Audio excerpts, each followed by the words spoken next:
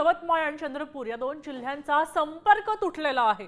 कोसारा गावाजवळ वर्धा नदीच्या पुलावरनं 3 फूट पाणी आलेलं आहे। घटनास्थळी आता महसूल पोलीस कर्मचारी तैनात झालेत। नदीकाठच्या सगळ्या गावांना सतर्क राहायचा इशारा दिलेला आहे। यवतमाळच्या मारेगाव तालुक्यामध्ये माढेळी ते चंद्रपूर जिल्ह्यावरचा वरोराकडे जाणारा हा मार्ग आहे। हा मार्ग पुरामुळे संपूर्णपणे बंद आहे। नदीच्या पुलावरनं 3 फूट पाणी वर आलंय।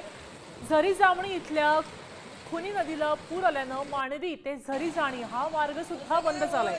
तर बाभुळगाव तालुक्यामध्ये चंद्रभागा नदीला पूर आलाय, त्याच्यामुळे पाचखेड मार्ग वाहतुकीसाठी बंद झालेला आहे। यवतमाळ जिल्ह्याला मुसळधार पावसाचा इशारा जिल्ह्यामध्ये पावसाची संततधार सुरू आहे त्यामुळे दिलेला आहे।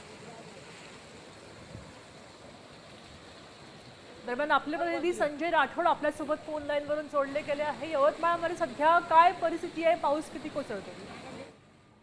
नक्कीच यवतमाळमध्ये सकाळपासून पावसाला थोडा वेग आलेला आहे आणि सकाळपासून संततधार पावसाची सुरू असल्यामुळे 18 महसुली मंडळाची अतिवृष्टी झालेली आहे। तर 7 घरांची पडझड झालेली आहे। 4 ठिकाणी महामार्ग बंद झालेले आहे। नदींना पूर आलेला आहे, त्यामुळे वर्धा ते चंद्रपूर या 2 जिल्ह्यांचा संपर्क तुटलेला आहे। त्यामुळे शेतकऱ्यांचा नागरिकांचा या पावसामुळे मोठ्या प्रमाणात नुकसान झाल्याची माहिती महसूल प्रशासनाकडून आपल्याला मिळते।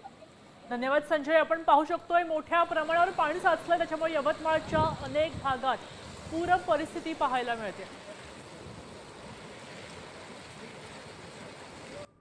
आता isakal.com आहे देशातील नंबर 1 ची मराठी न्यूज वेबसाईट। प्रत्येक अपडेटसाठी isakal.com ला नक्की भेट द्या।